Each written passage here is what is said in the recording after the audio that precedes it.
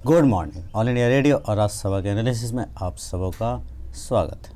अगर all India radio के अंदर न्यूज़ की बात करें तो कुछ भी खास इंपॉर्टेंट न्यूज़ नहीं निकलता है। नेक्स्ट, देश देशांतर के अंदर इंटरनल सिक्योरिटी और नेबरहुड पॉलिसी के बारे में बात की गई है। अच्छा आर्टिकल है, डिस्कस करेंगे। नेक्स्ट जो बात की गई है द बिग पिक्चर के अंदर, उससे कुछ खास पॉइंट नहीं निकलते हैं। तो चलिए डिस्कशन स्टार्ट करते हैं।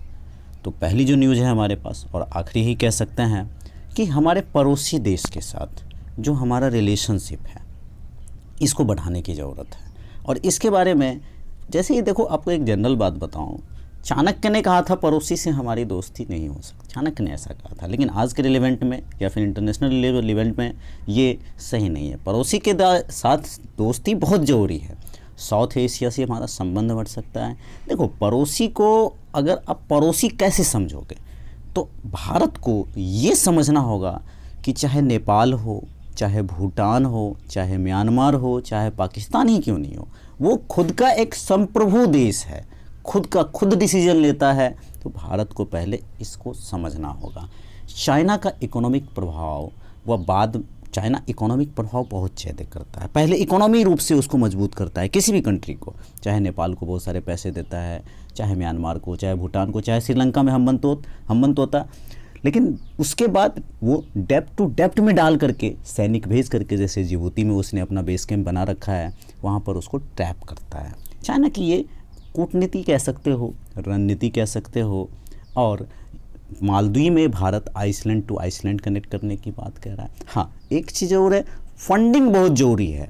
जैसे चाइना फंडिंग देता है तो भारत को इसके ऊपर सोचना होगा। भारत ने लाइन ऑफ क्रेडिट बांग्लादेश को भी दिया है, पावर प्लांट लगाने की बात कही है, म्यांमार को एक भारत ने सबमरीन भी दी है। तो इस तरह से आगे बढ़ा जा सकता है। कुछ पड़ोसी कदम से कदम मिला करके आगे चलते हैं, लेकिन कुछ ऐसे हैं जो हमारे नेशनल सिक्योरिटी, राष्ट्रीय सुरक्षा के लिए खड़े नहीं उतरते हैं। उनकी नीति अलग तरह की होती है। जैसे पाकिस्तान की बात करें तो पाक की तो आइडेंटिटी ही है एंटी टेररिज्म की। उसके एटीट्यूड को चेंज होने में वक्त लगेगा। पाक का व्यक्तित्व कैसा है पूरा विश्व जानता है, मतलब टेररिस्ट को पनाह देना, इस तरह की बातें। बाकी तो और भी बहुत सारी चीज़ें हैं। तो यहाँ पर जो है सो चाइना पैसे से दोस्ती बढ़ाता है। हाँ, भारत ने 2014 में, याद होगा, डोकलम हुआ था। डोकलम के बाद हमारे प्रधानमंत्री जी ने रिश्ते को थोड़ा मजबूत करने की कोशिश की। मामल्लपुरम समिट हुआ, इस तरह से बहुत सारे। लेकिन पिछले एक साल से गढ़वाल वैली का जो हो रहा है, नुब्रा वैली, यूपीएससी ने पूछा, ये सब जो क्लैश चल रहे हैं, तो यहाँ पर हमने तो कोशिश की दोस्ती करने की, लेकिन चाइना की जो पॉलिसी है वो अपने पॉलिसी से चलेगा, हमारे कारण क्यों बदलेगा। देखो, क्षेत्रीय अखंडता जरूरी है। अगर हम अपने पड़ोसी के रिलेशन के साथ अच्छा दोस्ती चाहते हैं, तो यहाँ पर क्या है, पहले भारत को खुद में संप्रभु होना होगा, खुद में क्षेत्रीय अखंडता लानी होगी, खुद में मजबूत करना होगा, तब जा करके एक अगर राष्ट्र मजबूत होगा तो पड़ोसी को भी देख लेंगे यार। यहाँ पर क्या है, 3 शब्द अक्सर यूज़ करते हैं, कनेक्टिविटी।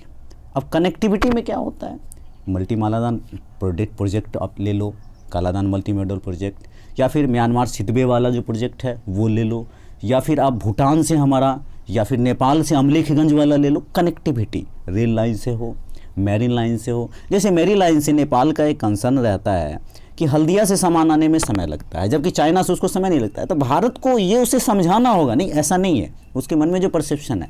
तो एक तो कनेक्टिविटी हुआ, दूसरा जो है सो कल्चर। तो हमारा भारत का बाउंड्री तो रोटी बेटी का रिश्ता है। या फिर आप म्यांमार ले लो, भूटान ले लो, बांग्लादेश ले लो। बांग्लादेश में तो ये दरवाजे खुलते हैं और भारत में खुलते हैं, यहाँ से खोलते हैं ये दरवाजे और भारत में आते हैं।